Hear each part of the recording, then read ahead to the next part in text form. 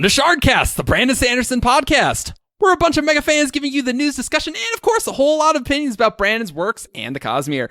And boy, today, this one will be full of opinions and probably unpopular ones. I'm Eric, and joining me is Ian. Hey, I'm WeiryWriter. Also joining me is Matt. I'm Comatose on the forums. And returning from a long hiatus because you were really busy is Alyx. So busy. Hi, I'm FeatherWriter. And lastly, we have someone with an actual glass of water, David. Hi, I'm Windrunner. And I'm Chaos. This week, we're talking about Cosmere beefs. We're going to analyze different types of cattle in the Cosmere and the quality of cuts of meat. Oh, wait. I'm reading this wrong. No, sorry. By beefs, we mean characters or concepts in Brandon's works that we dislike or have problems with. You will probably have a different list of beefs with something about Brandon, but this is going to be ours, and so, you know, these are just our opinions. So hopefully we'll have a wide range of stuff that you can empathize with, too. Emphasis on the whole lot of opinions part of the podcast for this one. Yeah. And note that this is the beef cast, not the beef cake cast. That episode's next week. Yeah. Wait, I'm on the wrong podcast. Dang There it. will be an episode basically about that. I mean, there is a really muscular guy named Ham, so... and young Dalinar with those biceps. Yeah. Han is, yeah. Anyway, that's a different episode. That's a totally different episode. But now we know what that one will be called. But yeah, this is the Grumpy Old Man podcast. And so how about what we do is, if you listening in the comments, you put your lists of beefs that you have and do that. And then we can, then we'll all converse about it. But let's start with a very controversial beef that Alyx has that will bring all of the dislikes. I'm ready. Hey, I'm ready for it too. So I really liked Kelsier in the first Mistborn trilogy. We're gonna have a lot of complaining about Mistborn. Come in this. Bands of Mourning and Secret History. I was so done with Kelsier. I believe, for those of you who listen to the Splintercast of Bands of Mourning and Secret History, this might not come as a surprise, because I believe I said things about flipping tables and just screaming no for like 3 minutes straight. So yeah, it's Kelsier for me. Oh, spoilers, by the way, guys. Spoilers. You know. But we're going to talk about Cosmere Shardcast stuff. You know. And to a certain extent, I actually agree with Feather on this, that Hey. for the reason that, like, he didn't pass on to the beyond and join Mare. And just like, See, but does part of that come from, like, in the first Mistborn book, Kelsier is, like, hardcore constantly producing himself to prepare for, like, this plan. And I think Secret History gives a more real, like, ugly look at him. So I think it makes sense that, like, it is a little jarring because he's not as attractive as he comes across in the original. Well, okay, so I really liked Kelsier in Secret History, actually. I just hated him at the very end. Because my thing about Secret History is a ghost story. We have a wayward spirit who has unfinished business in the realm of the living, aka he caused the apocalypse accidentally and kind of feels like he needs to do something about that. And he can't move on to be at peace with his loved ones until he has completed this task. That's how ghost stories work. That's true. That is true. The wayward spirit completes his task at the end, and everyone's like, Vin's like, now you have learned lessons about love, and Preservation's like, you have to do better, Kelsier, because you're a god to these people, and everyone's like smacking Kelsier upside the head with, have some character development, Kelsier.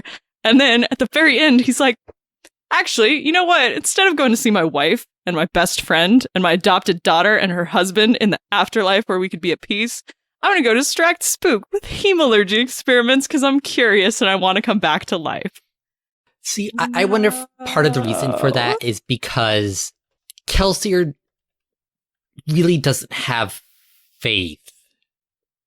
No. And so he doesn't know that is the beyond actually a thing, or do you just cease to exist? And I think in Kelsier's mind, it's not worth that risk. Which is stupid, but I also think we idealize certain aspects of Kelsier, including his relationship with Mare, for example, because we don't actually see it on screen. That's and true. we just get his memory of her.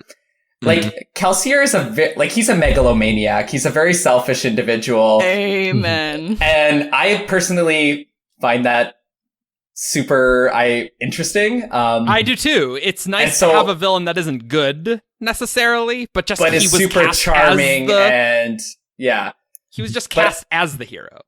Yeah. And I think at the end when he's like everyone around him is like, here, Kelsier, character development, and he's like, no thanks. Ugh, that's what kills me. And Vin talks about that in the final moments. It's just like, you really, she says, you really don't understand love, do you? And he's like, of course I do. Everything I did was for love. And she looks at him and says, how much of that was for us and how much of it was for you?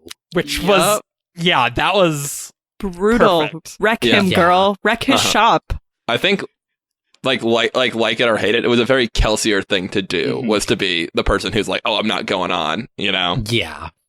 And I also think that it was a big moment for Vin because that, she kind of was putting Kelsier on the pedestal. And at that moment, you're like, no, Vin knows more where it's at than Kelsier does. Yep. But the child has surpassed the parent. I will say the other thing about Kelsier is after he does this hemalurgy nonsense to come back to life, he starts another cult about himself. I was reading Bands of Mourning for the second time, and Alyx literally says, the Sovereign told us he was your god before he was ours. And I'm like, oh my God, I'm Kelsier, sure he had great intentions. going to eviscerate you. Great intentions. Listen, Kelsier sees a problem and he's like, how can I make myself into a deity in order to solve this? But I feel one, if you're a hammer, everything looks like a nail. And two, if you've already started one religion, where do you go from there? You might as well start another. Yep, there's a great hemalurgy pun in there somewhere. I just got this sense from the first Mistborn trilogy that it was Kelsier was potentially uncomfortable with this legacy, but he had to do it because it was the only thing that would inspire the Ska in order to rise up, and he had to have a beautiful martyrdom. And then you find out, no, this is just what he does in his free time. Apparently, his first instinct is to go tell people to worship him, I guess.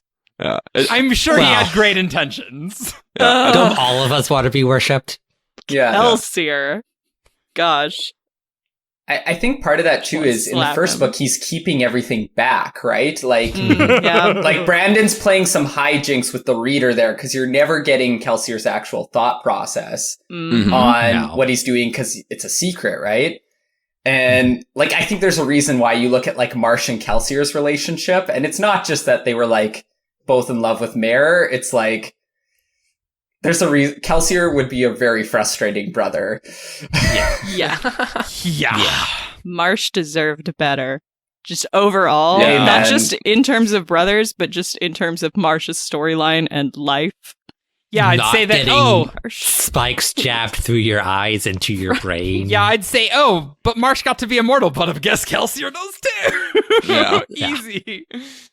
There was a post on Tumblr that was I think Kelsier might be the only person who gets to die the hero and live to see himself become the villain. Pretty much. Hey, we don't know if he's a villain yet. He's a villain in my books. I didn't mind it. When I first read Bands, I refused to believe that it was Kelsier. Same. And, I thought it was Marsh. Well, Did you want the epilogue? You thought it was Kelsier? Or when you were reading it the first time? Me? Yeah. Oh, I was convinced it was the Lord Ruler somehow because they kept saying it was the Lord Ruler. Oh, well, yeah, I was And too until I the was just- end. But yeah. and I'm just such a Lord Ruler fan that I'm just like, what? How was that even? I don't understand how the Lord Ruler got back, but I don't understand how Kelsier got back either. Yeah, no, I was on when I cloud was 9 when I thought it was the Lord Ruler. I was stoked for that, but See, I never thought it was the Lord Ruler. Well, yeah, That it didn't is make dumb sense that to it's the Lord. So, but the secret But history I thought it answered was. that. I But thought it was Marsh. yeah, but- yeah, you did think that. I don't know. I didn't really mind the Kelsier thing too much, but I can understand how that's very irritating. I can. Yep. I can definitely. That's my beef with Kelsier. All right. There you go. Fair to have a beef with a like character who part of their character is meant to be irritating. So Yeah. I actually have one more comment on like the whole living to see himself become the villain. Uh-huh. And Brennan has said that in another story, Kelsier would have been the villain. Absolutely. But yeah. due to the like very specific circumstances of Mistborn Era 1, he became the hero. Yeah, And that's he's just like cast Those as- circumstances are no longer in effect. Well, Mhm. I guess that's true. and like that's why like Marsh was like so like he was like you got so like I'm the nice guy, you're the irresponsible like jerk who is kind of a villain. You get the girl and you get to be the hero and save the world. And I'm like the hardworking guy whose dream it was to save the world. Mhm. And Even- I don't get Yeah, it. I get to be Even the god of mytho- death, you get to be Yeah, the god exactly. of hope. Yeah. Uh-huh. Mythologically, they got Marsh just always gets the short end of the stick. I feel Dang it. like we need a podcast just about Kelsier and to hypothesize about what his role will be in the future Yeah. schedule. Yeah. I feel like we need that. Absolutely. Cool. All right. Matt, give us a beef. Oh, Your okay. top beef. Your top My beef. top beef. Top beef. Only the filet mignon of. Okay. I have so many like mediocre beefs though. So Oh, okay. elevating one to a top. I'm gonna say Bridge 4 and Kaladin pre-Oathbringer. Oh, Which is- pre-Oathbringer? Oh, Pre-Oathbringer. snap. Ooh. So I know this will be controversial as well because All right. People tend to like Bridge 4, yes. Like I'm one of the people who was like anxiously waiting for Shallan's chapters all through Way of Kings because You are so I was opposite to like everyone I know. That's I wild. know. Well, in part 2, I really missed Shallan's chapters. Yeah. When I first read Way of Kings, because like colon stuff hits you real hard in Yeah. part 2. It just punches you in the face. Like, I hope you like colon stuff. Like, whoa. Yeah. Yeah. And I Like, didn't I like mind Shallan a lot. the so. Dalinar stuff, but like Kaladin, his emotional struggles didn't resonate me, and I don't want to belittle them because I know a lot of people that was very powerful for, but it just didn't, I didn't like necessarily click with that. And I got very like, oh, this is another like bro development where we're like a group of male friends who are all just like, we're like all chummy and like being manly and stuff. And I hated it. And Dang. that's, yeah. Yeah. So, and why I have started liking them in Oathbringer, I really liked getting viewpoints other than Kaladin's. And I also Mhm. realized Mhm. the very key role they play. Now that Kaladin has increased in status significantly and is basically a Light Eyes, like, we basically have no point of views from the, like, poorer classes. Like, we're just seeing Yeah. things from the eyes of the rulers, and so they serve a really important purpose in Yeah. showing, like, this is what all this crazy radiant Urithiru whatever stuff looks like from the regular Joe people Mhm. who aren't, like, super rich and in charge of a whole country. But yeah, before that, and also now they've started letting some like female characters in, and you're starting to see the more of the diversity. But the first two Yeah. books, first book especially, they felt very homogenous and just very, That's so funny because there's so many Wild. different ethnicities in Yeah. Bridge 4. Like, there And- are. and that's I started to And, like- appreciate that when they started showing them off. But at first it was just like, this is a bunch of dudes hanging Oh, out. and so you just felt like it's like, here's this person from this place and this person from this place. Yeah, and we're just but all they're all the coming same. together and like Because and Ish, the And the Herdazian, whole like, the Horn Eater. and we're bridgemen, and we're just gonna like overcome it physically by like being tough, and like it was just not an interesting conflict for me. Like the whole like, how many bridge runs can we survive? It was That's like, So I take it you're really not a fan of underdog sports stories? I hate underdog sports stories, and that is exactly what I hated about Bridge 4. Oh, there you go. So, That, Okay. that's so There you funny go. because like the most impactful moment for me was like their like emotional decision to go back for Dalinar, and then when it didn't make any sense and it wasn't about survival, you know? a 'Cause that's really- great emotional moment that I did not care about. That is really funny. Dang, interesting. Yeah, but I mean, the Bridge 4 viewpoints in Oathbringer were great. Like, I'm so Yeah. glad they're in the book. Yeah, and you make a good point about like having that perspective from the outside Mhm. of the craziness, because We have a lot of Colin viewpoints. Yeah. Yeah. And the And- Colins are like kind of like the most one of the most powerful families in the world. So Yeah. And we really don't get that with a lot of the Mistborn books. And then you get, like, in Bands of Mourning, the hotel scene, where they're Yeah, interacting with that's this true. poor, like, Innkeeper person who is, and you realize, like, oh my god, all these people are insane. I'm sorry that I'm bringing up the hotel scene again. It's just, No. I seriously love that scene. I continually forget that it's a thing, and then you mention it, I'm like, man, that was great. That was That- It great. was so good. That was one of Brandon's funniest scenes I think he's written. I like, think so. in the yeah. Cosmere. Yeah. Like, sometimes people don't like Brandon's humor. Like, Mhm. some people, like, really don't like Shallan's humor or, like, the quippy character that he has. Mhm. You know, Yeah. some people don't like Lightsong and stuff. But, like, that scene was funny just because, you know? Mhm. Like, I think everyone thinks that's fun. Super good. is that a segue into a quippy character we want to rant about, Eric? Oh, he's not quippy. No. Does Ian, someone do have it. a quippy? I guess I kind of have beef with Shallan, but it's not about quips. Yeah. Let's do our top Circle beefs. back Then around, we'll Yeah. go later. Ian, top beef, go. So if you've been on the forums or the Discord, you might be aware of this, because Uh-huh. I don't bring it up very often, but I have discussed it in the past. It is a very fan favorite character that I don't like, which is Spook. Oh, snap. Mistborn He's getting an all the element. hate. Yes. This is really like, there's a lot of Mistborn stuff here, but there's some Stormlight too. Mhm.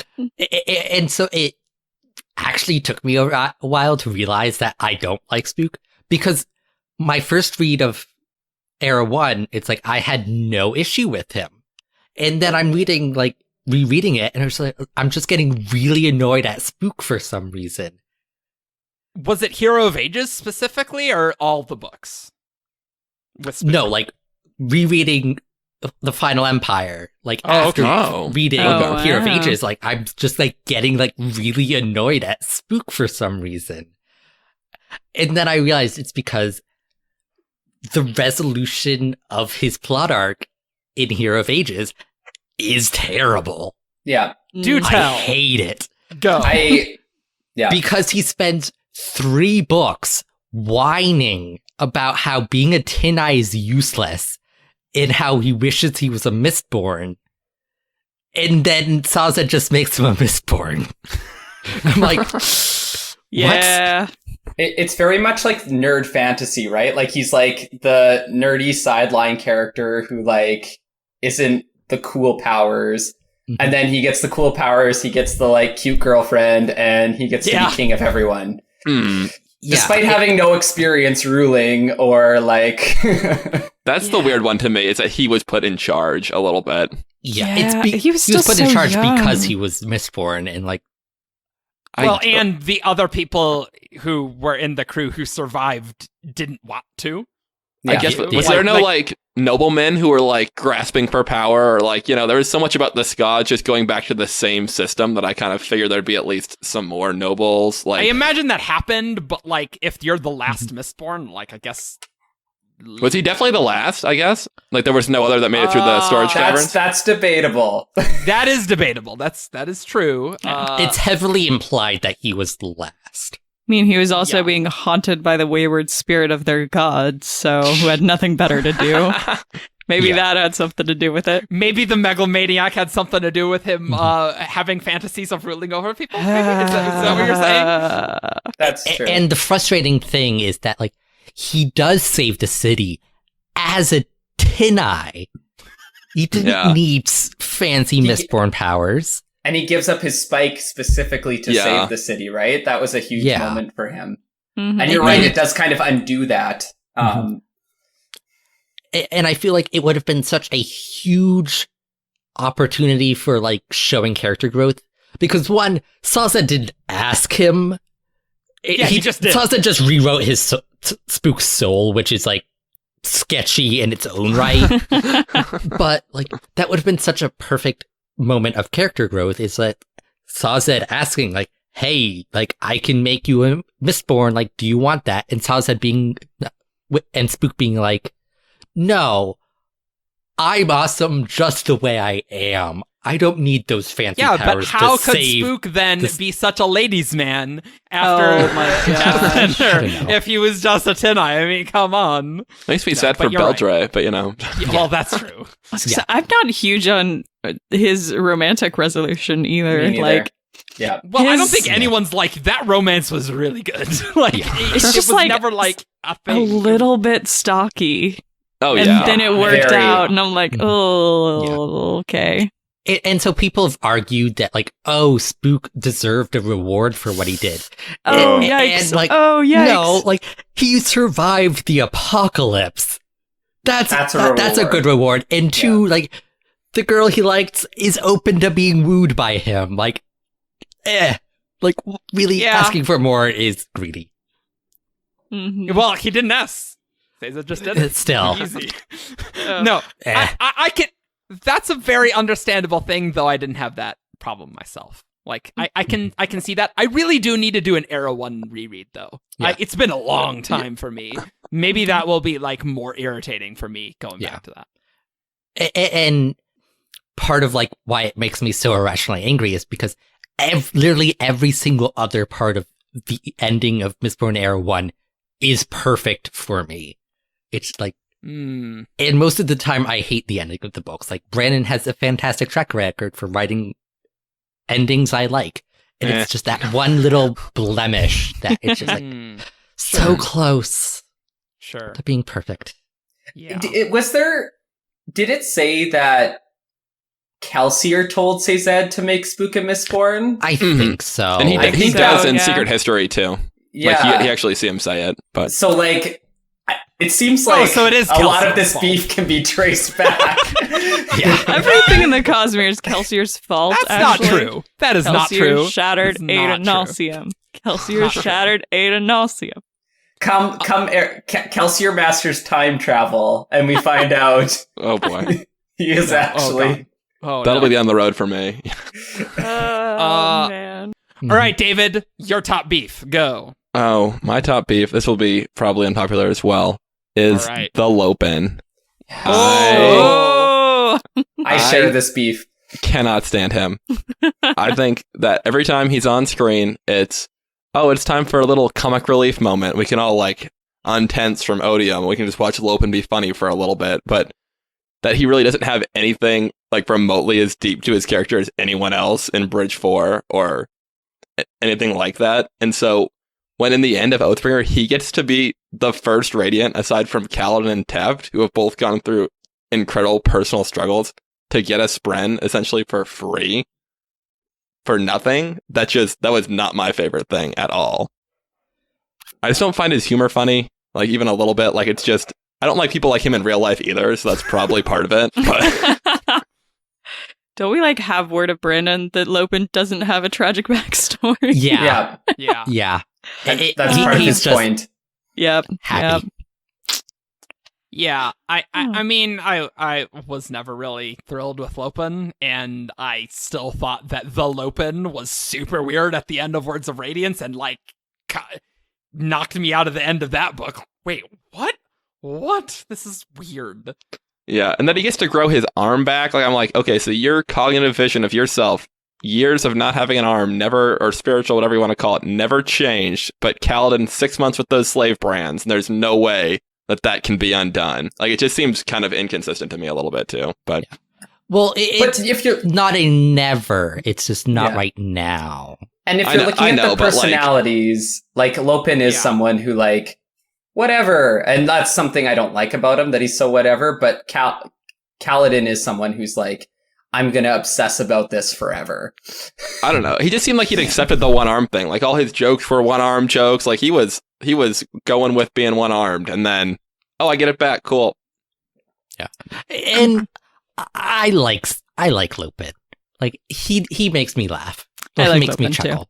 I just I- roll my eyes I through can, every I can scene. understand that it's frustrating that like I agree that I don't see why he was the first one to get a spren. Other than it's Yeah. a little odd. Now that you Paladin and mention it. Taft. I didn't ever think about it it. was an interesting choice. Mm-hmm. Yeah. I think it was literally just so his friend could flip off the Stormfather. Like, I think that was the reason. Just the The moment. punchline. Lopen always bothered me because, and I get that it's good that Brandon was modeling the Herdazians after like a Mexican culture, like a Hispanic culture. That's great. That's great. But also sometimes the jokes were like, I don't Yeah. know, like, are these guys just Mexican? Is that what it is? That if And, like, Look, not even if really you- Mexican, but, like, kind of a stereotype of, it yeah. kind of felt like that to me, but I'm white. If you didn't have a problem with that, great. Like, Mm-hmm. right? I don't know. It just felt weird to me, but like I never found Lopen that funny, but I didn't mind him either. I don't know. It's But that- definitely that- grown with the books. Like, book 1, I was like, oh, he's fine. Then book 2, I was like, okay, you're getting my nerves. And book 3, I'm like, I don't want to see you in a scene. And I wish that you had died instead of Alhokar. Like, One king of Alethkar for the other. right? Exactly. Oh, that I don't want that reminds short me of story. something. Yeah. Oh, man. Yeah, so it was a few years ago, over on the Tumblr side of the fandom, there was a fandom challenge thing for Cosmere fandom, still worst fandom, and play off of Feather's like famous catchphrase. And so I made a joke about how like if I were to write like a fanfic, it would be one where like Spook dies, but like he doesn't die. He, instead of him getting a spike, he gets his tin elemental spiked out of him, but he survives. Wow. And Oh, but like snap. the Ooh. spike with his tin That is elemental dark. gets spiked into Beldra, and so like so she turns evil, and Okay. he just has a horrible life because that's what he deserves. Wow. Oh, All right. Cosmere Ignoring the fandom's fact still that worst like fandom. in that It's AU, so the fun. reason I hate him doesn't apply. Yeah, and Urteo burned to the ground. Yeah, And then he was never made a Mistborn. Done. he Nailed just it. falls into an ash mount and dies. Yep. So channeling, going off that rage. Can I start with my beef? Uh-oh. Please. So I hate Zane a lot. I hate him. I can't describe to you, listener, my pure hatred of Zane, but I think this anecdote will describe it effectively in that the first time I was reading Well of Ascension, when Zane died, I was so thrilled he was dead that I had no idea that Ruin was like, oh, Zane, you're not insane. That, like, it literally didn't sink into my head because I was just so thrilled he was dead and was no longer in this story because I hated him. like, that's how much I hate Zane. Let me tell you why I hate Zane. And it goes right back from chapter 1 of Well of Ascension, where he's called the Watcher. The Watcher? Ooh. Wow. This is Kaladin's thing.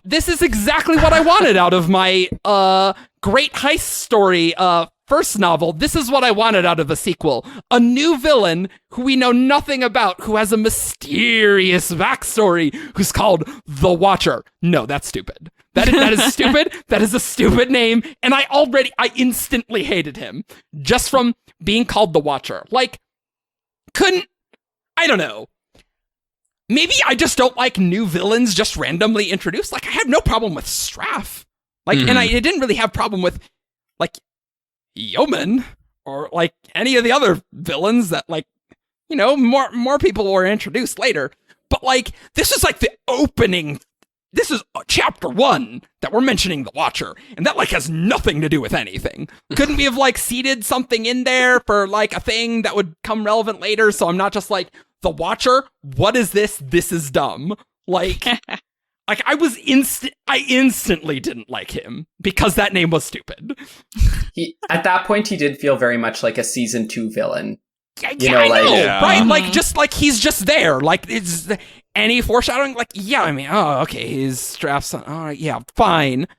But did he have to exist? No. And okay, then we get on to his true name, which I just looked, not revealed for 17 chapters. He is called the Watcher, just so you guys know. Is it capital W Watcher too? Yes, that's even it's worse. capital Yeah. W. Yes, it's awful. Then we get his real name, which is Zane. Yeah, that really fits with the aesthetic of Era 1. Oh wait, no it doesn't. No, that's not an Era 1 name at all. From any of, like, the Germanic, the French, anything. No. That is... And again, it might just be because I don't like the name Zane, but I don't know. There's lots... You can pick lots of French-sounding names, lots of German-sounding names, and be totally fine. But Zane is just a crap name. Then, so, like, sorry, like, for Era 1, sorry if you're Zane listening. I'm sorry if you're Zane listening.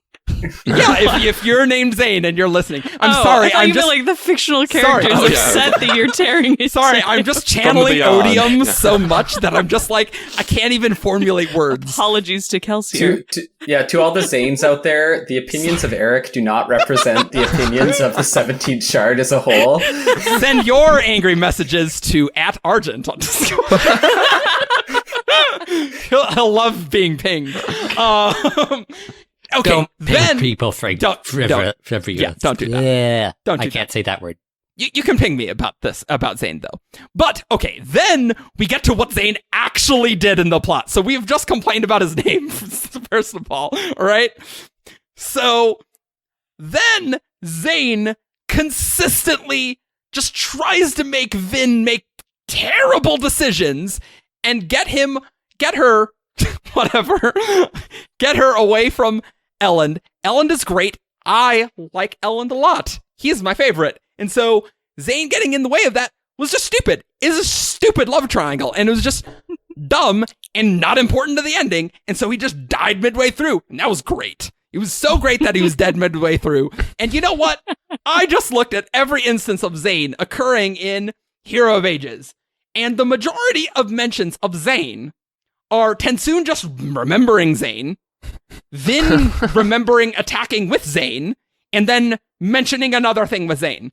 I'm so glad this very plot important villain had such an impact on this trilogy. No, he was just introduced in the second book, killed off, and the only reason why he mattered was to just say, whoa, Zane heard voices too.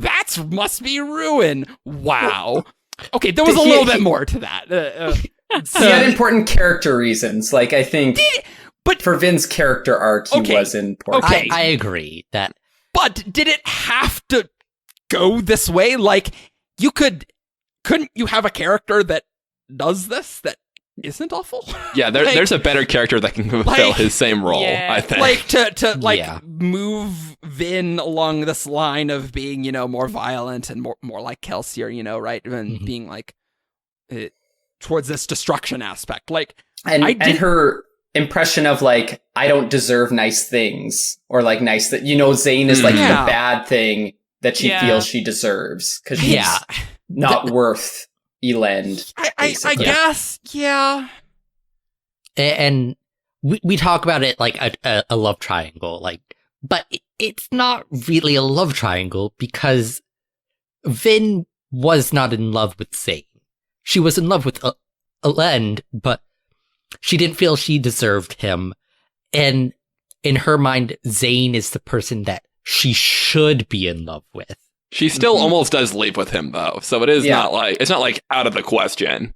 But I never got the sense that's what she thinks she deserves. Like she wants to really get away to want save it, Elend. And I never got the sense that if they left together, that they would actually like start a romantic relationship. Like I didn't think they were. It didn't read to me from Vin's point of view that she was gonna like, oh, I'm gonna start hooking up with this guy as soon as I guess it read more like from Luthadel. Zane's perspective. That Zane definitely had the crush. Yeah, I think Zane was down, but Zane was So like, well, just because Vin doesn't like Zane that way doesn't make it not a love triangle. If Zane feels that way about him, right? Like, that's fair. Yeah, I feel like for Hero of Ages, I was so invested in Vin's character development and the development of her and Ellen's relationship that I didn't have a problem with Zane because he facilitated that in a lot of ways. Of, like we said, exposing her more violent side, making her question, does Ellen ever understand me? Can you love someone who doesn't understand? And so, like, when I heard like Eric's Zane rant for the first time, I was like, oh dang, I didn't have a problem with it at all. So. I guess I'm like Alyx, looking back, he's a little bit shallow for like there could have been a more complex way to highlight those in issues in Vin and Ellen's relationship and mature them. He's hearing these voices. I did not find his viewpoints compelling. Like, they were not that interesting. The most interesting part was his relationship with Straff. Really. Yeah. Oh, yeah. Like, that was like he fell out of Suicide Squad a little bit. Like, with, it's just like he's just so stuff. emo. And it's just like so insufferable. And is just getting in the way of Vin and Ellen. And it's just irritating. Yeah, that was my problem. So irritating. Yeah, it was like, as a big Elend fanboy, talk about like reader wish fulfillment. I was like, oh, you're not gonna get, like that. You're not gonna break them up. They're great together. Like it's just, it was just irritating, and he's just so emo and not interesting to me. I don't know. Like, yeah, he facilitated this character development, but like as himself of the character, he just was there to fit that role, and was not that great at it. See, I was the opposite. Like, I did not like Vin and Elend. I like them now, but I used to not like Vin and Elend together. And so I was like, this is the chance to like, for them not to end up together. And even like Zane, I didn't want her to end up with Zane. I was just like, this is it. Like, she's gonna leave him. Yeah. But now I've like come around since, and I'm like, I was being too jaded about love and stuff when I was hating on Vin and Elend. So Eric, Zane is so like sexy and emo and brooding. XX Sephiroth Zane XX. Yeah. What's funny is I really do like tortured, tragic garbage. What? But Zane does not hit those buttons for me for whatever reason. I don't know why. Because it's just he seems like he'd be my garbage type, but he's not. I don't know. The Zane person is too who garbage loves for Feather. There you go. You've heard it here first. Odium does not like Zane. That has to tell you something. But Well of Ascension was Brandon's first sequel. Yeah. Do we think that ties into all of this on like why maybe Zane isn't particularly good? Yeah, because Brandon designed Zane to fit a role, and there was not going to be a story for him in Hero of Ages. Yeah. He was always going to die. Obviously, because in the outline. by Hero of Ages, Vin and Elend's relationship needed to be solid. Because so much is... Yeah. Yeah, so you needed to get that out of the way, and you need to... Yeah, but that just doesn't make Zane interesting, because No. he was just created to die and do some stuff and then die. Most of his purpose is external to why it's important to Vin. Like, he is very much a Satellite character. tool. Yeah. And I mean, Well of Ascension is by far Brandon's weakest sequel. Like, I didn't struggle as much. I thought it was like I didn't love it like I did Final Empire, but I definitely wasn't like, oh, this book is terrible. You know, it's just kinda like, that's all right. At the end, I'm like, I'm in, because endings for me get rid of all sorts of problems. Like, Zane sucked, but that ending was great, so I don't care. Like, that's just me. Like, a good ending will solve all the problems. And Zane died anyway, so it was great. But Well of Ascension being the weakest of the three is a fairly common opinion, like even outside of the original trilogy. The original trilogy. And I Like, guess I even wouldn't if have it you any like other all way. three. You know, like, you don't want the start to be weak or the finale to be weak. So if you're gonna pick a weak book, go with the middle one. But It's usually Final Empire is regarded as the best. Yeah. Then Hero of Ages second, and Well of Ascension third. It probably is that for me, but like Hero is like Hero was so Hero's good, though. Hero's ending was much better than Final Empire's ending, but But you know, the first book you always feel fond about, right? You know, like that's just kind of a fact. But I don't know.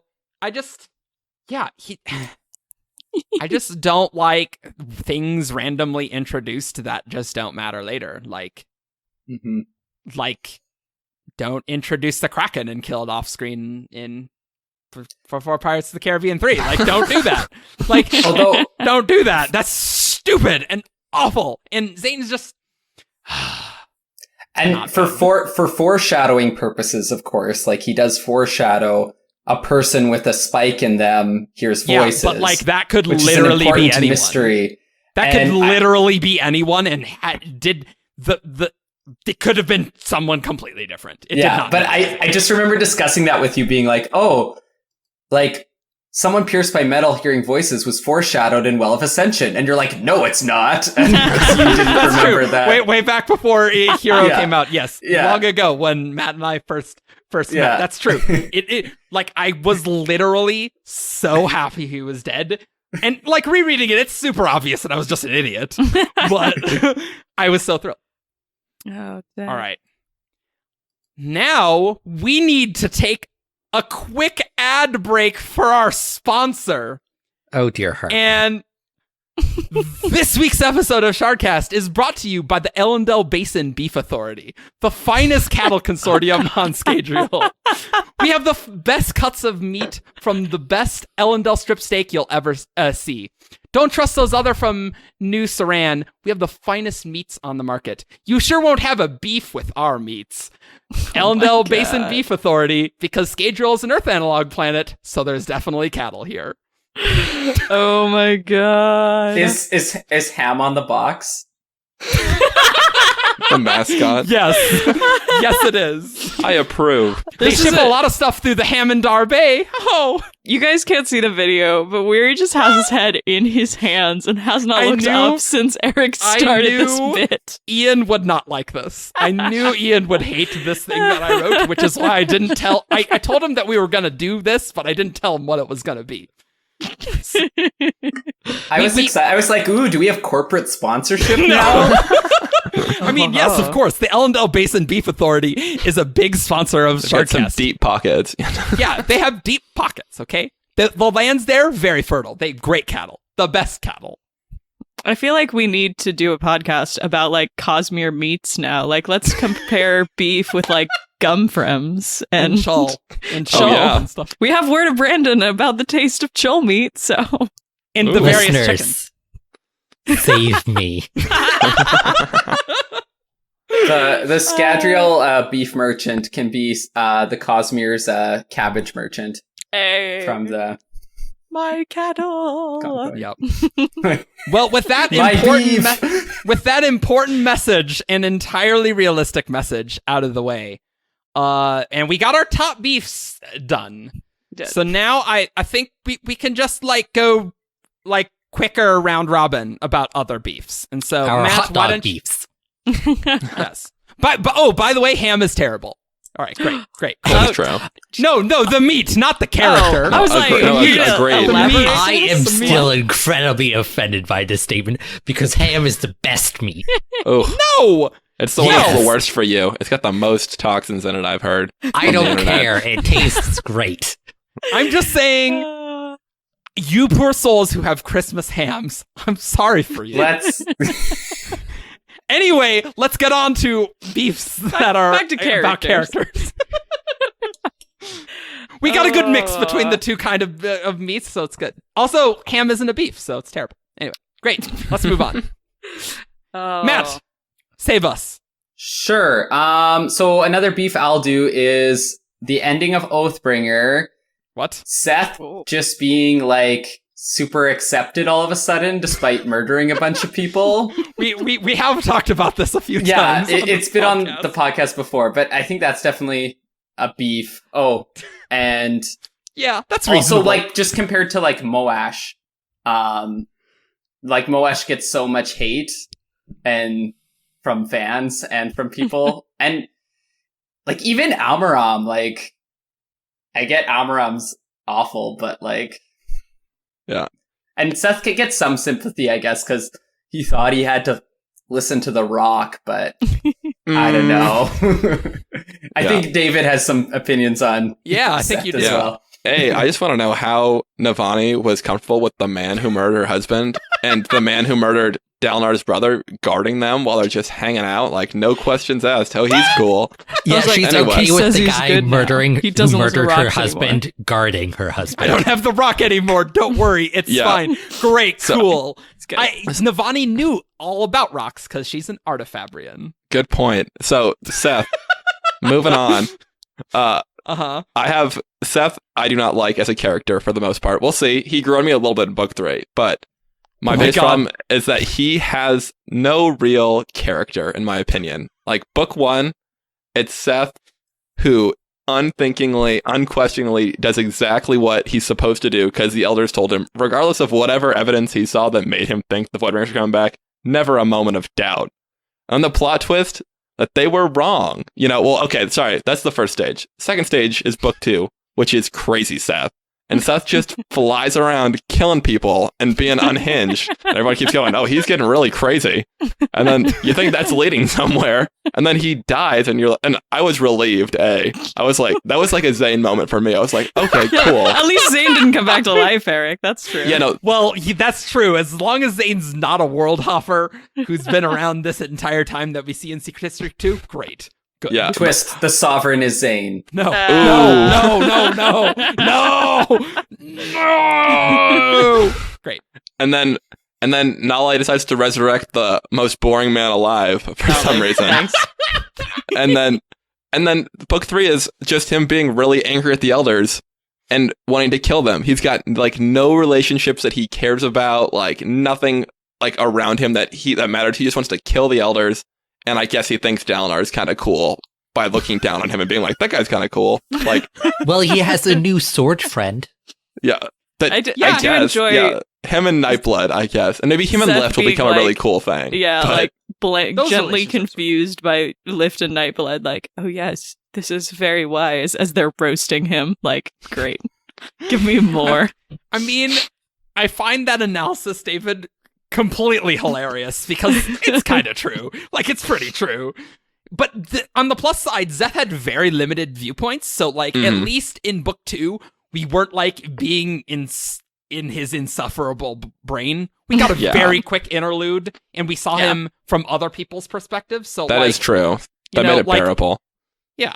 And my other question is, why was him being brought back to life, why is he not like crazy anymore? Like he's just calmed down now. He's just like a normal dude from like the man who was like screaming and crying and killing like dozens of people to just a guy. I think it was Well, all the he- oath. Like, he just abandoned it, and that was what was freaking him out. I guess. I was like, I feel like he should be a little more messed up than he is. Just like, okay, I'm going to bot a news friend now, you know? Yeah, see, because he still hears like the voices like screaming at him Yeah. through Oathbringer. And it's mostly the realization that, like, the confirmation that he was right is...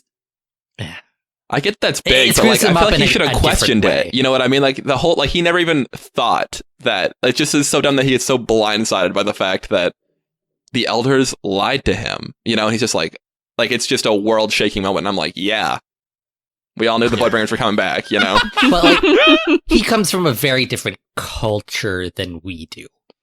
And I think also thematically it plays in big with the big payoff in Oathbringer being taking responsibility for the things you've done with Dalinar's moment. And like Szeth's, a lot of the characters do this, but Szeth's big thing is, oh, the Oathstone made me do it. Oh, the Elders made me do it. And so I think in his book, like he's going to go through some of these themes that we saw Dalinar work through. True. So maybe Brandon's like setting up some of that. I see a lot of parallels between Szeth and Dalinar. potentially. I just don't know if he still has like any more agency because now he's just like Dalinar's guy. You know what I mean? Yeah. Like that's where he is now. He's got a new Oathstone and it's Dalinar. But I feel like Dalinar wouldn't be okay with that. Like, he's going to push Szeth to become his own person.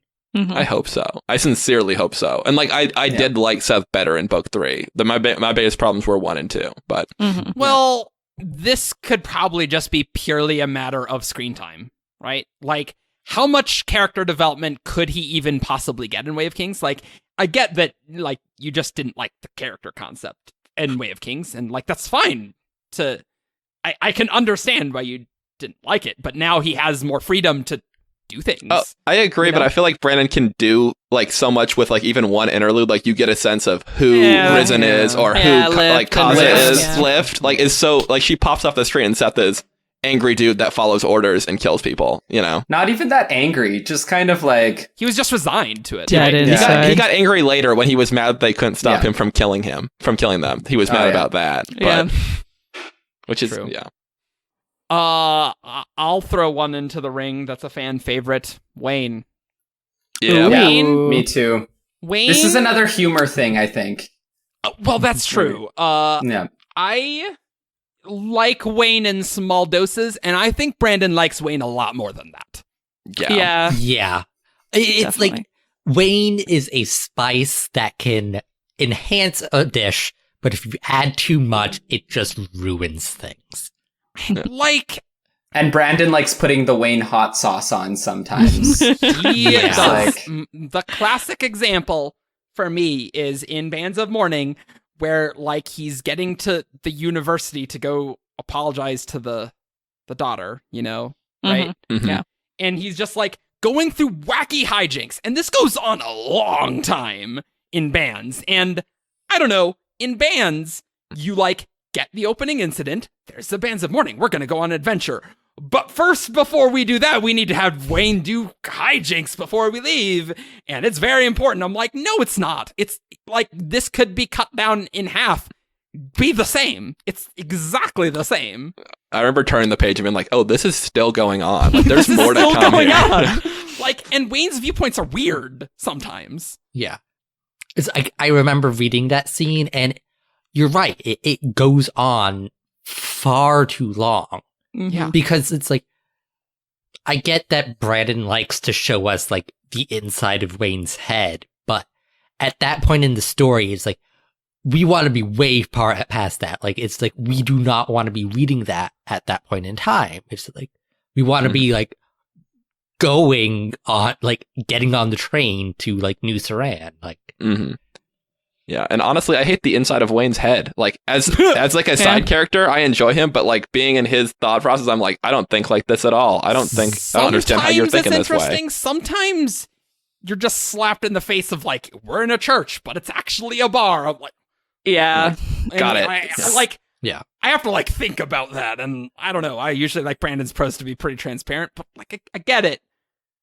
I just really fear deep in my heart that Brandon loves Wayne so much that he will not die and will instead be a world hopper that we will see so much because Brandon loves Wayne so much. And I will be furious. It's always He just will like replace Zane.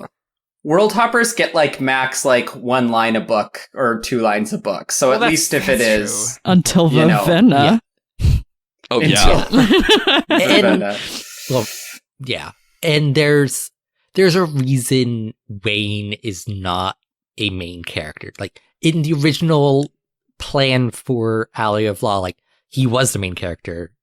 And Oh, it didn't work. Yeah. Yeah. I'm He's glad like- Brandon recognized that it didn't work when he was writing. And he was like, this is incredible. Better Yeah. publish this one. You know? Yeah. Wayne- And it's like, he needs the straight man to act off of, and the straight man needs to be the main character. Yeah. to be fair, I don't like Wayne, and I also don't like Wax. I don't like them as a duo. Wax is I read for Marasi It's a and big- Steris and everyone Well, else. like Wax's the plots Wax is involved in are interesting.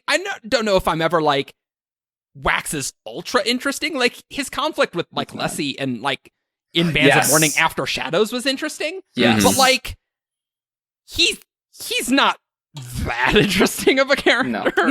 He's kind of like, a he's- straight man in terms of like. Yeah, Well, and, like, that's the fine. point. Yeah. Yeah, Mhm. I yeah, will that's say, fine. when you brought up Wayne, I hadn't thought about Wayne, but when you said it, I was like, oh my god, you're right. I hate Wayne. I mean, I don't hate Wayne, but it's totally not like the funny quip, the weird narration. It's the way he treats women. Like, Oh, I'm yeah. mostly okay with Wayne, but as soon as you have him interacting with a woman, I'm like, oh my god, you need to shut up or I'm going to come in the page and kill you. Especially Steris. Like, it's one thing that he's a little bit gross with Renette, who's obviously not interested in him at all, but Yeah. he's so vicious towards Steris, who is Yeah. sweet and light and just needs to be appreciated.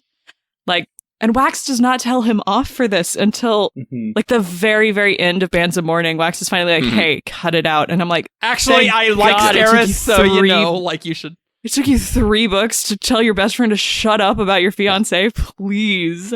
Yeah. That was a big moment. I was like, okay, thank God someone like- told him to shut up. Steris is the best. I think we can all agree on that.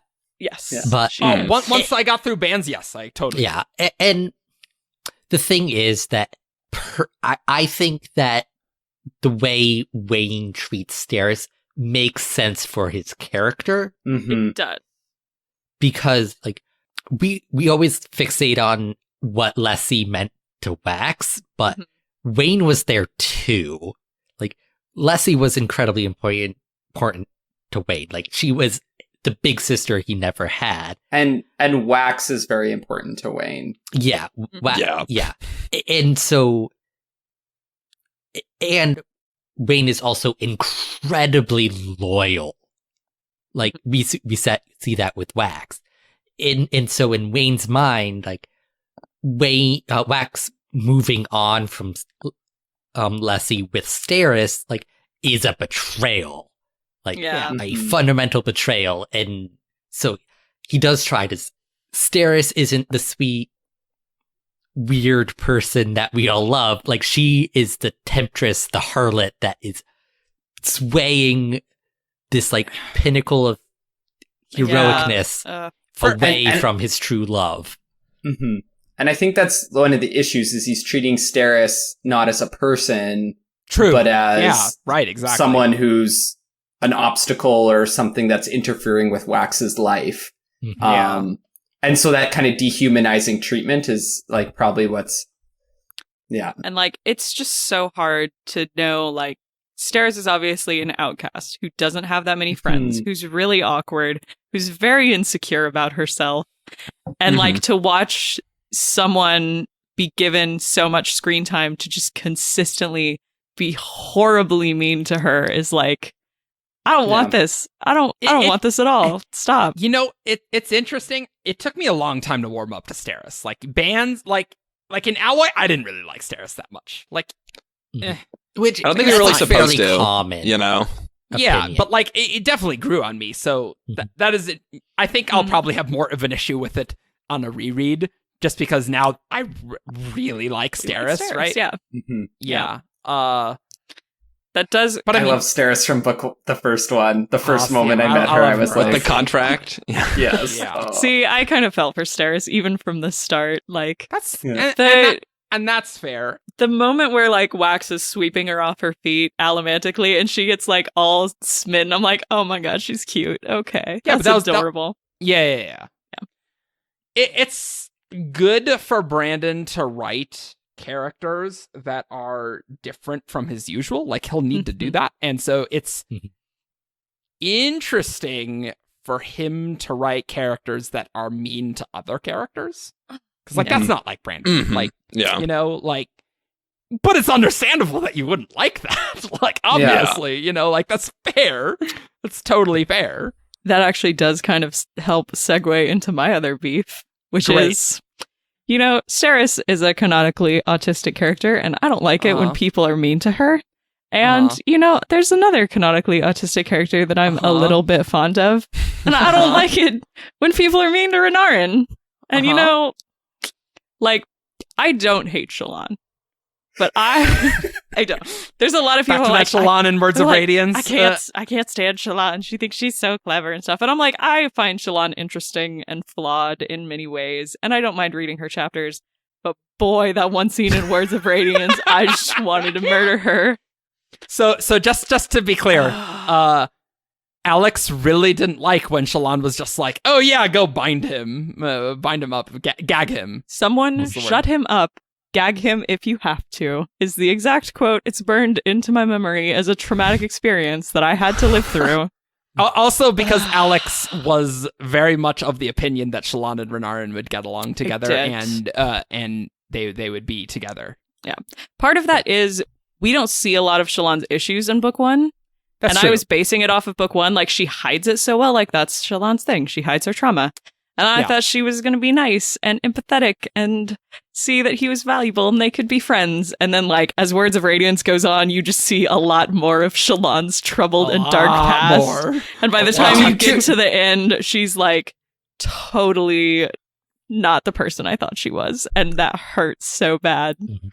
To be fair to my girl Shallan, my girl Shallan, yeah, it was a very stressful situation that they were in at the time. It was. Like, I can see, like, you're trying to, like, figure out a big important thing and everyone's, like, dying and stuff. Because it's near the end, right? When, like, everyone's Everstorm's coming for him. Yeah, literally, she's trying to figure out. Summoned. She's trying to figure out the, like, Oathgate and Renar. Like, so I can see how if someone's making noise, you're like, no matter how wonderful they are as a person, rip. Shut them up, right? So, not excusing what she said, obviously, but I understand it. But we do see glimmers of how she is at the end in a very early scene, the infamous boots scene. Yes. It's like, I forgot about okay, maybe I do doesn't- dislike Shallan a little bit. Yeah, it's like she has some like very deep-seated I'm better than everyone else, so it's like it doesn't I can play with dark eyes and it doesn't matter. And actually, if you go back to the beginning of Way of Kings, like the way she treats the book merchant is very similar. Yeah. Like she kind of toys with plays him. with people. Yeah. Yeah. And I like, think that's that would not okay. bother I think the boots scene would have like driven me crazy as well, because that's the kind of thing I hate. Mhm. But because it was Don't against like Kaladin. I was just like, he deserves it. Like, good for Shallan. Oh, And my it's, I see a lot of people talking about how like, oh, the boot scene is so hilarious. And a lot I of don't people think like so. react to that. And it's like, no, like this is an incredibly problematic thing that she's doing. It's not okay. Which It isn't okay, but it was funny. When I was just mad Kaladin lost his boots. But to actually wrap this back with the last person, it's like Wayne and Shallan are actually very similar as characters. They are. Yeah, that's true. Like, it's like they both have PTSD. Like they both have weird multi-personality impersonation things. They makes very similar jokes. Yeah, funny, quippy. I don't think so. Like, Their no, jokes are- literally. Because in, like, Words of Radiance, someone asks, like, Shallan, like, what are you up to? And she's like, oh, like, 5'6", like, referring to her height. Yeah. And then in, like, either Shadows of Self or Bands of Mourning, somebody asks Wayne, like, what are you up to? And it's like, oh, 168, like, or Yeah. something like that. I It's like, guess. it's the exact same joke. I just Only see with Shallan. height versus weight. Yeah, like Shallan is being quippier, and Wayne is like the guy who's like, I traded a luck merch for this 2 pickles and a banana, and now I get to do it. And like he's just like goofy and random. Luck merches are Rosharan. Oh, Okay. I'm so sorry. But he traded someone for like a luck charm that for 2 pickles and a banana or whatever, Yeah. But like, you know what I'm saying? Like he's just a goofball. Yes, he bought a charm to make 2 + 2 equal fish or something. A pickle, Yeah. I think. Yeah. A pickle. A pickle. That's it. That's the part I had right. Right. This is very Yeah. memorable I think for 2 me. + 2 equals fish is from Fairly Odd Parents. Yeah. This I guess that's why I don't like Wayne, because I'm a math person as well. Oh, that's It's true. just- I Keep just that can't. It's just. Why would you I can't change let that go. math? I know. Matt, give us another. What you got? Sure.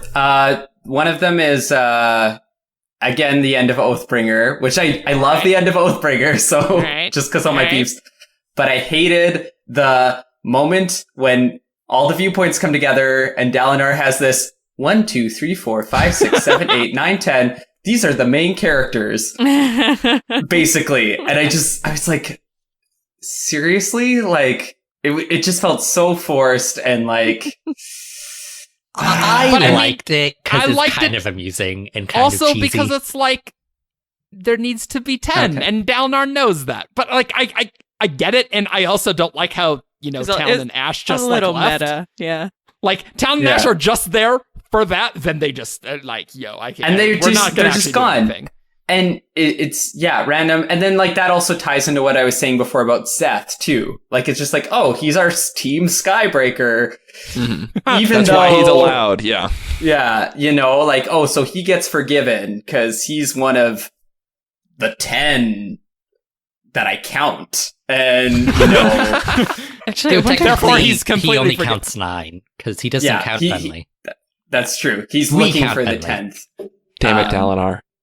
Book 5, you'll get all 10 though. Don't worry, Matt, and you'll be just as irritated there. the Avengers theme music is like playing in the background. They all strike a heroic pose Yeah. together. Group shots and with the camera pans. Da, Yeah. da, da, Yeah. da. Anyway, that was a quick beef from Obi. I have a Way of Kings beef. Aye. Oh, several, I- I'm sure. Well, I have never liked Yasna's reveal about the Voidbringers in book It's 1. not great. I think the way it was handled was shoddy. Mm-hmm. Like look. Maybe I'm just dumb. It's fine. But I expected a big reveal about Voidbringers. But I didn't clue into the Parshman thing. Because, like, humans enslaving stuff didn't really feel like a big theme, and so Yasna just being, yeah, humans enslaved, they never, Get kill rid of a something that tool they that's can- useful. Yeah, like, Mhm. that wasn't, if that was like a theme of the book, then that would have resonated more, but it's just like a thing. And then you're just like, oh, the Parshman are Voidbringers, and I'm like, what? Then we get a scene break. Then, here's what happens. It's a long scene break, too, I think. Like, it's a while. Yeah, because it's like Like a this whole- is it's a like whole in part 5. chapter. It's Yeah. a whole long, like, Kaladin chapter, I think, right? Yeah. Then- Then we come back. Shallan's immediately opening with, "You're right, Yasna. There's no other explanation." I'm like, if you To did be not fair- clue onto that, that is infuriating, and it was infuriating for me. And maybe if you're just doing a big plot reveal that's kind of subtle, because it is pretty subtle with the epigraphs, maybe don't just like punch readers in the face and be like, "Yeah, this is obvious. You're just stupid if you don't get it." Like, come on, that was Yeah. terrible. Like, I mean, you Shallan need to is write it like- drinking Yasna's Kool-Aid. well, Hardcore. That's fine, but like, you could make that reveal and not have it be a thing where, like, if you weren't clued in on the foreshadowing, that it just felt like, what the crap? What? Yeah. Sure, I guess. Like, so Way of Kings on my first read through definitely suffered from that because I just expected a big reveal of Voidbringers, and like this was a letdown in my opinion. It was an Words of Oathbringer Radiance all did that much along. better for me. Words of Radiance did it much better for me. Yo, I always have trouble like deciding how I feel about that reveal because my first time through Way of Kings, I was in like part 2 and was paging through to the Ars Arcanum and read that, and I was like, oh. Oh, no. And so I read the whole book just like knowing what they were, and I was like, okay, I kind of see this with like all the epigraphs and stuff. So I was just like, sure. Like it's pretty subtle. It's very so. I also went through the book like the prelude got to me with like Jezreel and Kalak walking through the thing, and I was like, oh, the big rock monsters that they walked past. That's a Voidbringer. Yeah, rock monsters. And so I get to the end, and Yasna's like, it's the Parshmen, and I'm like, haha, silly Yasna. Nope, they're rock monsters. I already saw that in the prelude. The thing is that Yasna is kind of wrong, right? And that it's fine true. that she is kind of wrong, but like even reading that, I'm like, I mean, are they the Voidbringers? I don't know. And then we realize it's very complicated, right? But I don't know. That reveal could have just been written better. Yeah. For me, and not punch me in the face and dislike the ending of that book. Yeah. The humans are the Voidbringers all along reveal was much better. Yeah. I agree. Yeah. And also the fact that they destroyed Ashen. And that was more foreshadowed too. Yeah. It was a lot more foreshadowed. Because we were all like, yep, anything else? You know, like. Yeah. Ian, what you got? So, as longtime listeners of podcasts are no doubt aware, I sometimes object to certain pieces of terminology that Brennan uses. And some viewers have called out this discussion of such things as being pedantic. From the pedantic cast. Well, I mean, yeah, you're on Shardcast. I mean, come on. But yes. Yeah. And it's to them I say, I don't care if I'm being pedantic. These terms are stupid. He's referring to Cognitive Realm Shadesmar. Oh, no, not just that. Cognitive Realm Shadesmar. Et Metal Harmonium. And Avatar. These are all, like, The Last Airbender? Stupid. That harmonium is a musical instrument, not a god metal. Like, I will be saying that until I die. And then my cognitive shadow will emerge and keep saying it. You will definitely not pass into the beyond and make sure you're preserved. And you will continue to say that. And then you say, I'm not in Shadesmar, I'm in the cognitive realm. Oh, man. That's fair. That's it's like fair. If I was a shade, one of the simple rules would be don't call Cognitive Realm Shadesmar. If you're not on Roshar. So I just loved it when Kelsier was traveling through Shadesmar in Secret History. It's my favorite part. Yeah. Oh, man. All right, David, do you got another one for us? Oh, always. Okay, so this is more like a multi-book thing, but what is Brandon, and this is also, I think it's early Brandon, what is Brandon's fascination with immortal, all-powerful, undefeatable, evil overlords that control massive territories? I think the Lord Ruler, Worm, and Skathan, I think the Lord Ruler is a little more complex, but I was really hoping that White Sand was going to get a different big villain. And no, that it's but just still the same magical emperor tyrant thing. I mean, if you want want to go outside the Cosmere, you've also got Radriar and Infinity Blade, who's my favorite. True. And there's even like Susabron, who's like a good version, but still kind of the same thing. Plays the trope at the start, though. Definitely. Mm-hmm. Yeah. But, and like, just subverts it, though. Mm-hmm. I feel like, even like the setup is so identical between White Sand and Elantris, with big, scary empire with evil, magical, immortal guy threatening tiny little country, and someone needs to go to a different country to go find magic help to come back, well, like, wasn't Brandon's old like Time Wasters Guide username like evil undead overlord? Yeah, there it is. But that is my thing. big complaint. I don't find it very compelling. That's basically the start of every Final Fantasy game. Really, yeah. And I will add on to that list of beefs with his early villains. They're all dudes. It's true. Like all men. Like I could really like some of my favorite villains in the Cosmere are like Palm. Oh, Palm is the And- best. So good though. Yeah. Yeah, and She's think, really the like- first female villain. Pretty much to Changing- like hold her like own there's book. like some minor ones like Sean Ilariel and Yeah. Eli book Sedaris. I wouldn't call her a villain. Like Yeah. she's She's a minor antagonist, but yeah. She's a minor antagonist. inconvenience. yeah. But so yeah, like I think, and now that we are getting some more female villains in Oathbringer, with some of the fused and different Sudan people, but- a little bit, yeah.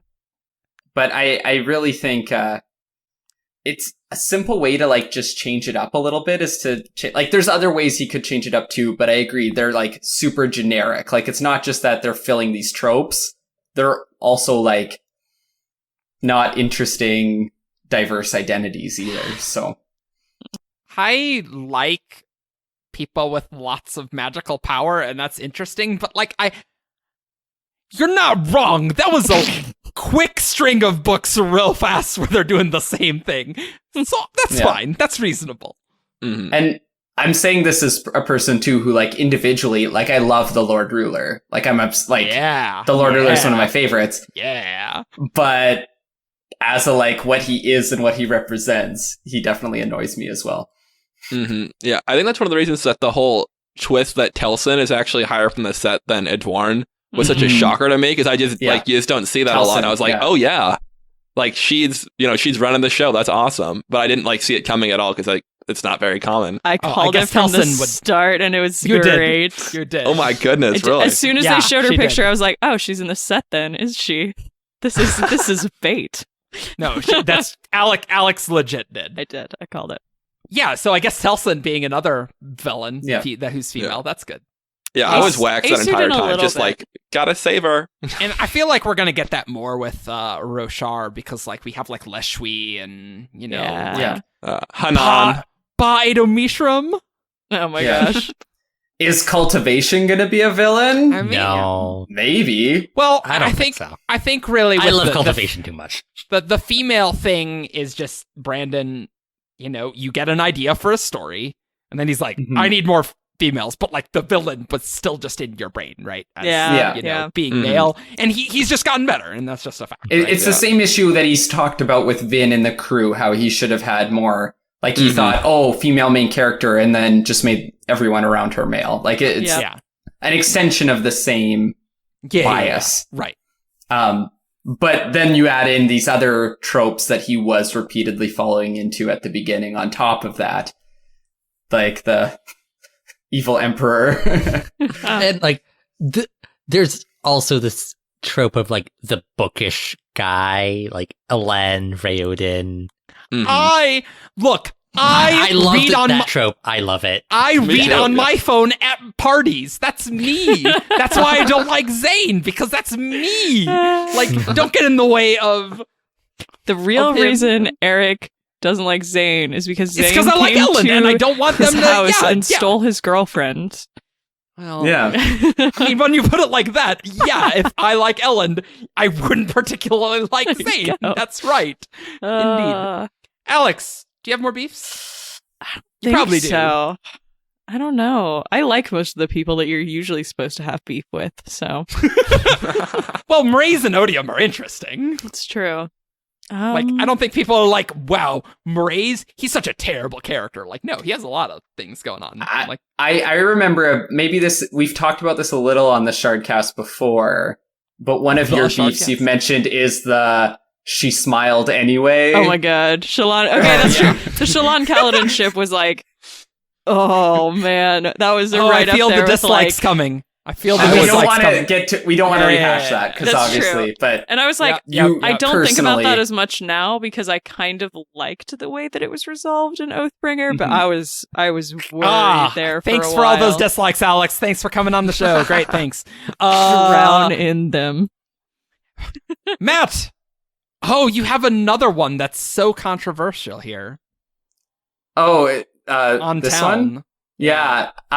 So I don't find Talon interesting at all. I think he's super boring. Wow. And I know he's now very all the popular. dislikes really are Please kick happening. him from the call. Like, he doesn't need to be on this episode anymore. Like, he has Like, lost all right Hammer. to be Every here. scene that Talon is in, I'm like, oh great, this guy again. Can't we get a Wow. better hero? Wow. This hurts me in my soul. And I don't really have a reason. I just, You just find him boring? well, it's just like, it's this similar to why I don't like the Bridge 4 plotline, like that concept of, oh, I'm a strong person because I've endured a lot. I just don't find interesting. And so when I see that, I'm just like, oh, But great. he's so good. Did you not like his conversation with Ash at the end of Oathbringer? Well, I like Ash. I love Ash. Yeah, but So the I was but the like, conversation where he's just like, oh, but you gave them so long to rebuild. Like, how was that come not the on. best? I'm like, like, wow. like, oh my That is gosh, you're so Dark side of wonderful Canada. and moral, and you're just like so great, awesome. But I want to read about other people because You didn't find the Talon interlude in Oh Words of my Radiance awesome? Because I goodness. still find the last page of that to be super haunting and awesome. See, I No, feel like I'm it's- just kind of no. garbage for people who've been tortured, but Well, it's like, oh yeah, you're super admirable. You have all these great qualities, and you're a great person. La-di-da, boring. Move on. Oh, okay, Yeah. yeah. How'd you feel about Like- Raiden then? Yeah, that's true. Actually, how did you feel about Raiden? Well, I was a lot younger when I first read Elantris. Okay. Mhm. So at the time, I did like Raiden. In subsequent rereads, he does get annoying for me as well. Less so than Talm.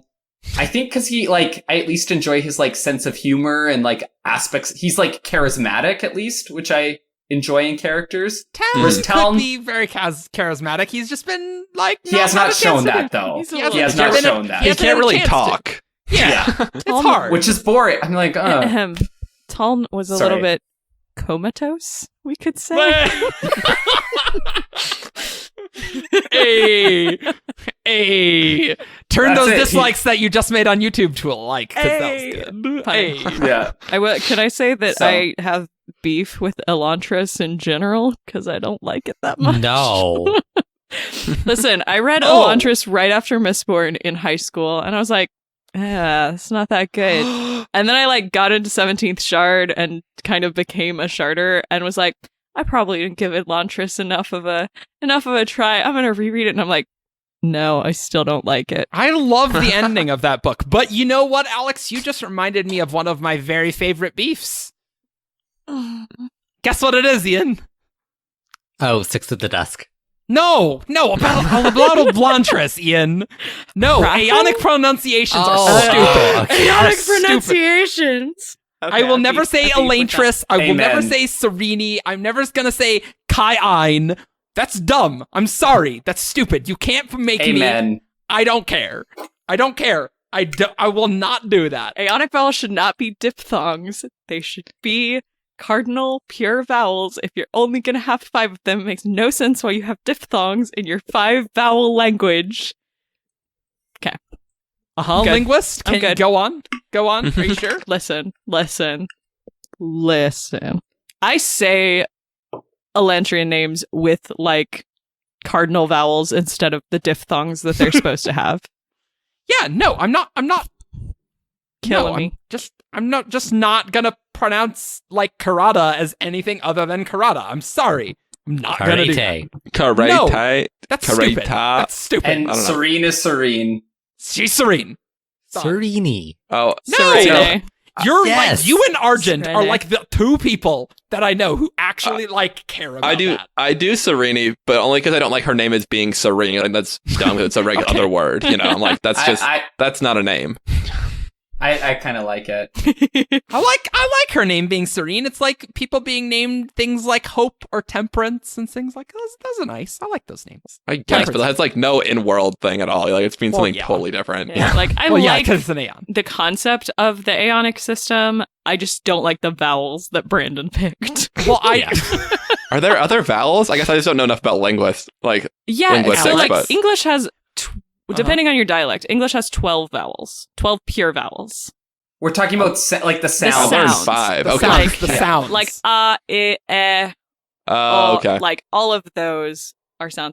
Whereas a sound like I is actually 2 sounds. It's a 2. diphthong because you're going I, like sliding between it, which means it's Oh, comprised okay. of other vowel. Like it doesn't make sense to have the diphthong if you're not going to have the pure But vowel. not The the bass. components of it. Okay. Yeah. And like you do see language systems that have fewer vowels, like Japanese or Hawaiian, and they only have 5 vowel sounds, and they They tend do to only always have be- 5 vowels. It's easy to pronounce Japanese words because It's super you know easy. what that vowel always is Yeah. the same sound. Yeah, Japanese is such. Oh man, when you know those Yeah. syllables, it's so easy to pronounce those Yeah, names. so Yeah, it- Unlike sometimes French, where just, it doesn't everything's linguistically made up make and rules very don't sense. matter. Yeah, right.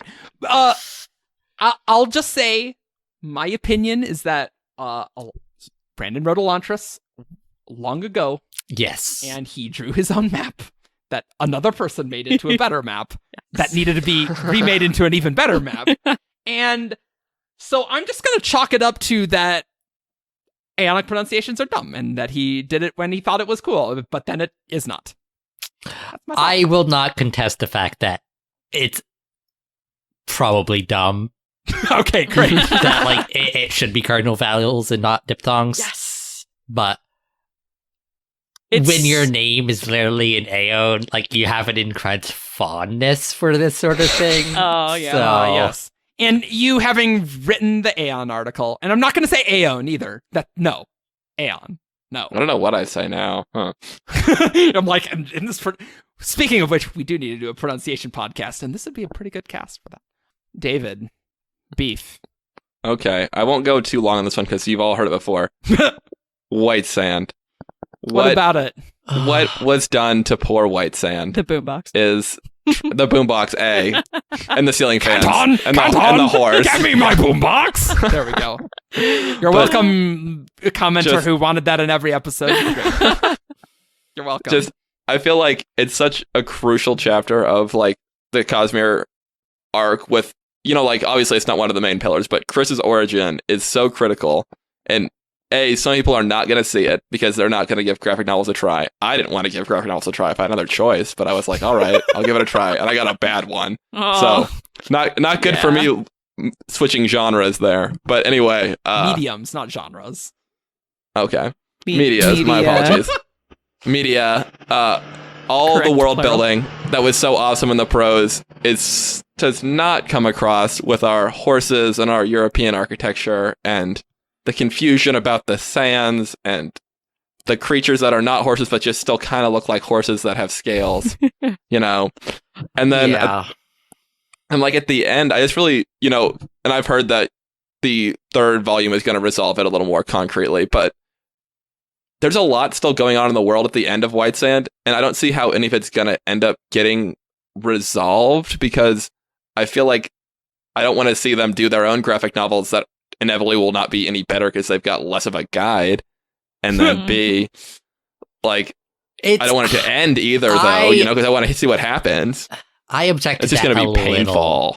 It's going to That be like painful. just because they don't have a guide, like they don't have a prose novel to work off of, like it's going to be worse. Like I think that actually, the world building will be worse. It will 100% be worse in my opinion, which is what I really Yeah. liked about the story. I mean, Because Yeah, Brandon but- couldn't get it when the world building was in the text, and so if he writes notes, sorry, I didn't mean to interrupt you there, but yeah, because like I think a lot of what held White Sand back was because it was being adapted from the prose. That like it was taking like something that was supposed to be prose and shoving it into a graphic novel. but that's And so it common. We fundamentally see didn't lots work. of graphic novel adaptations of stuff that are really successful, do we not? You know, like it was just a Like, bad not- adaptation. Not in that way. Like it's like I don't think like graphic adaptations of like prose books are ever that good. It's like how most movies based off of books are that good either. Yeah, Like, and it's admittedly, the I've same not thing. seen a lot of graphic novels, so it's possible that's a common problem with the media. But And it might also be an issue of like Brandon's earlier prose, I find one thing he's been working on is becoming more external. But in his earlier work especially, he was a lot of stuff in the characters' heads. Yeah, that's true. Which is tougher to translate into a visual medium. Yeah. Because, how do you show internal struggle without an awkward speech or an awkward thought bubble? Yeah. Or a box? What do I do? As someone who has had the White Sand prose for a while and never read it, and that's fine. has just been reading the graphic novels, I am having a lot of trouble figuring out a lot of the world building and some of the plot important world building, like the whole thing with like the Sandmasters used to get everything for free and didn't provide any service for anyone. I'm like, how did that? Who started that idea in the first place? Why are we going back to that? That actually seems kind of terrible. Like, it's just doesn't. It's like you have to read the prose. Yeah, make sense on that front. I'm almost like, what? I can't cheer for Kenton because his goal doesn't make any sense to me. Sort of weird. I mean, I as you guys have heard from me before, I never liked the prose version of White Sand, and I think that if you're an aspiring writer and you read White Sand, you'll feel a lot better about the books you've written. That's me. That's how I felt about White Sand. That's how I've always felt about White Sand prose. Yeah. Like it's fine, I guess, but yeah. I mean, but there's a reason why now? I've read others. What happens now? Read his early stuff. Like I've read Mythwalker, that's on his website, and it's definitely rough. But these are also books that were never released. Gone through the extensive editing process that his published true. works have as well, which is something to remember. True. Yep. Yeah. But any more thoughts on that? There's no resolution and there's no hope. Yep, great. Let's do one last quick beef from everyone, if you got any. Just a quick one? Yeah. Just something. Welcome to Rantcast. The official Brandon Sanderson Rantcast. Yeah, right. Well, since we were on the topic of White Sand, I like the different art, but there's a big art mistake when they change chapters, and it bothers me that they were specifically talking about how Kenton was not wearing his Sandmaster robes in the last chapter of the old artist, and then the new artist put him in those Sandmaster robes for the rest of the chapter. I didn't even notice that. Oh my god! I just noticed I noticed the horse though. I was like, they had a conversation about how he's not wearing them, and now he's in them again. What? Like, there you go. That's not really beef, Ugh. but I thought of it. There you go. That That's the kills closest me. I got. Great, Matt. Got any? I think we got most of I didn't really like Vivenna, I guess, but now I've kind of come around. I really liked Azure though, so maybe in the however many years between Warbreaker and Stormlight Archive, she becomes more. You didn't even like palatable Vivenna for me. at the end of Warbreaker? No, Oh, she never won me over. oh. Vivenna was a lot No. like me, so I related to her so strongly. Well, you've never had to win me over, Alyx, because I've always liked you, but I think you could win me over. So Oh. I have never liked Six of the Dusk. The world's so cool. Is it though? Is it though? I don't know about that. Magic bird. I also don't like Maybe- the Maybe at the core, I just don't care because I'm not a person who likes animals. It could be that, like, wow, we have him and his bird buddies. I'm going through. I'm like, cool, I guess. I want to know about more about those leviathans that the opening paragraph talked about, but I guess we're just not getting any of that. Irritating. There's a dead one. Great. Just like the dead Kraken in Pirates of the Caribbean 3. Makes me mad. Anything else? I am still incredibly angry at the Stormfather for referring to himself as a sliver in Words of Radiance. I still think he's technically right, but you know. Everything is like a terminology. Yes. Got it. And like somebody made the comment like on the newscast about Dark One about how it's funny that Ian's concern is about the wiki. Yes, because the wiki is important. terminology is important. And the fact that, like, oh, the Stormfather doesn't know the correct terminology is a stupid answer, because Brandon knows the right terminology, and he knows that we know the right terminology, so this is intentionally deceptive on Brandon's part. And it'd be weird if he randomly picked a term that is a correct Cosmere term, but doesn't apply to him. That'd be a weird mistake to make. It was the deliberate choice by Brandon to screw with us. Great. Well, on that very happy note, I wanted to do one more. It was really quick. David, go. Go. Okay. Yeah. What you got? I am ready for the day that Brandon sets up an arranged marriage that fails. Yeah, that's fair. Because it's been... I love the couples that ends up working out, but I feel like that is just something that keeps happening and keeps working out. Lindevar and Shalon's stepmom. There you go. Yeah. But you're talking about a main character, right? I gotcha. Yeah. Gavilar and... Oh, wait, no. Gavilar and Navani, were they arranged? I don't think they were arranged. Not really. Not really. Yeah. Navani Oh, yeah, was she had a a choice. Unless She you was count playing them Dalinar off each other. introducing them, but like he wasn't trying to get them together. It just happened. Dalinar and Evie are a pretty bad match. Yeah. Well, that But didn't they work out love- super great. They grew to love until he killed her. I don't think... She yeah, loved no, him. that's an arranged marriage, you're right. That's a good point. Dalinar, Evie is. She I was expecting a more romantic She was type of thing. pretty there. miserable the whole time. Yeah. She hated That Alethi was not a good- society. She didn't fit in. Everyone was mean to her. Her husband's like a drunk Navani warlord. and Iale were bullying her. Yeah, like That is an excellent point. I kind of It's- forgot that they did not get along very well. It makes sense though, because that's a flashback, and you want to like experience and like a new like a relationship new that's an arranged romance one. that falls that's not apart. like Shalon and Adolin and Raoden and Serene and Yeah. and I guess Syrian and Suzerain, Syr- yeah, right. Like Steris and there's Wax.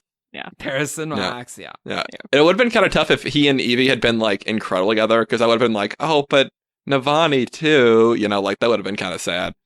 But I liked how that was done. Anyway, Yeah. we have one more thing to do, guys. Real quick. Well, first, I do Yes. want to say just one thing. Since this was a beef podcast, I think it's important for all our listeners to remember we're crazy about these books We and are. we do love we them. love them. Oh yeah, that's true. for And sure. That's this why is we're where, like, critical.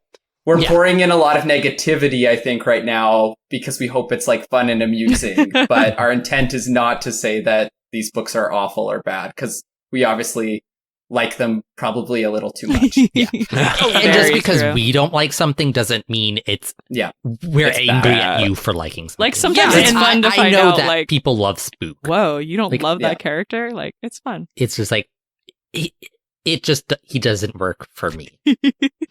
Yeah, and this is why, like, dear listener, put in the comments below what are like some of your beefs. Like, list a few of those. I would really be interested to know what other people's beefs are. I would be thrilled to know. If anyone But we says got one more. Renarin, though, I'll come for you. Okay, great. Yeah, you will That- die. Yeah, great. And yeah. Yep. So, one last thing to do, guys. It's time for Who's That Cosmere Character? Hey! Cosmere character. All right, guys. So, you each got a guess. And let's start with this one. This one is from Ash. I'm gonna Yep. guess Ash. No. Dang. This character is a storyteller. I mean, nobody wants to say the obvious one. Hoyd. Just get it out of the way. It is Hoyd. Yeah, like It's like the next that would be an clues obscure one. An obscure The- storyteller. the next clues are this character is a beggar. This character is a traveler. This character is an allomancer, and this character is Yolish.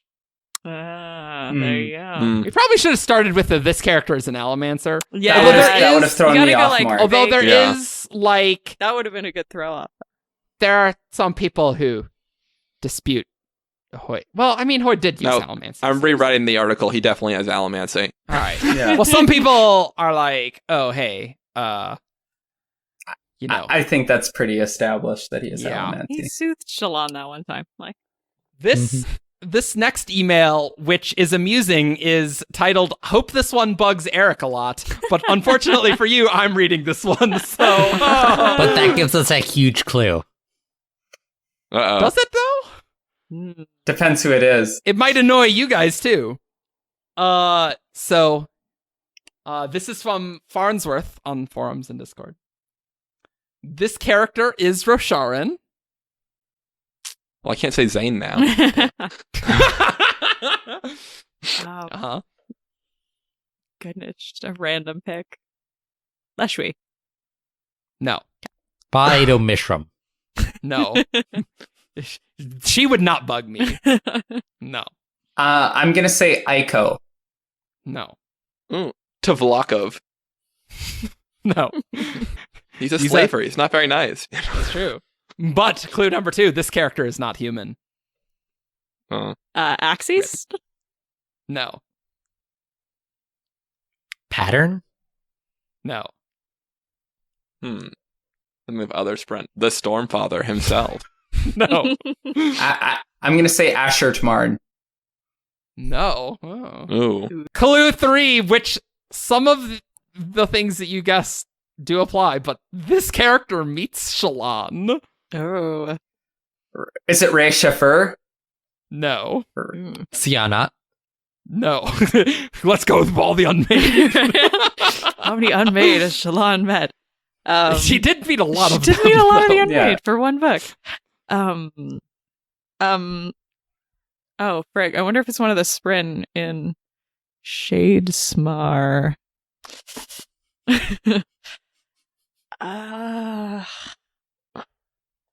Dang, I don't know if I have a guess. I can't think of any names. Okay, is it one of her personalities? Is it Vale? Does Vale count No. as not human? Okay. I think she's I don't Like, know. I would count them as human. I don't know. They're human They're adjacent. not tangible. I'm gonna guess that weird Send your Crimling. comments below if you have strong feelings on if Vale is a human or not. That weird Oh. Crimling that was definitely part of a sleep list that was on their table that one time. Ooh. No. This character, clue 4, this character refuses to obey Shalon. Ugh. Stick. Yeah. It's Stick! That should have been one of my gripes. I hate, but that's mostly with the fandom. But anyway, This is why I thought, oh, Stick. this is going to annoy you guys too. it And is. the last one is this character was once part of a plant. There Oh, you go. I will just say that the stick, not a character. It is an inanimate object. It has a Doesn't have a conversation with character her. article on the wiki, though. It Doesn't actually it? does. That's marked as silly. It doesn't count. Okay. Technically, pattern is translating for its cognitive aspect. But wouldn't you Which say is in everything this- has a cognitive aspect? And so everything That doesn't is mean everything is a character. It is not sentient. We have another terminology beef. It's like On for the next viewers podcast. that don't know, like, animals count as characters, and I had to fight Eric for that on the Yeah, wiki. so what's the difference between stick and an animal? Yeah. The He's stick basically does not have gallant. agency. Oh, it did. 'cause Chose It chose not not to turn to be into fire. Yeah. But like a Thanks, stick guys. can't do anything. Hey, One thing. it can do a lot of things. It can, like, provide food to insects when it decomposes, okay? But like that's not the stick choosing to do that. Thing one. Yeah. Hey, look, the stick will believe whatever it wants. It's But like also- cognitive aspects are weird and are not involved in this conversation. Okay. All right. Well, David and Alyx earn a raise. Your pay's getting doubled for agreeing with me and making fun of Ian. So great. Your pay's doubled. Yay! To 0. Back to the wiki. Yeah. And Multiplying by 0 is fine as long as you're not dividing by 0. Yeah. Because that's right. I agree. Have teaching calculus right now. And with that, guys, it's a great time for us to wrap up. Follow us everywhere on 17shard.com, Twitter, Facebook, YouTube, SoundCloud, and you can leave us a review on iTunes. And you can also say hi to us on the Discord, and comment below about how we're wrong, because we know you will, and we love you. All right, see you guys later. Bye. I'm gonna go to sleep now because it's after midnight. It's very late for you. I'm sorry for keeping you after your bedtime, Ian. Bye. Peace out. Ah.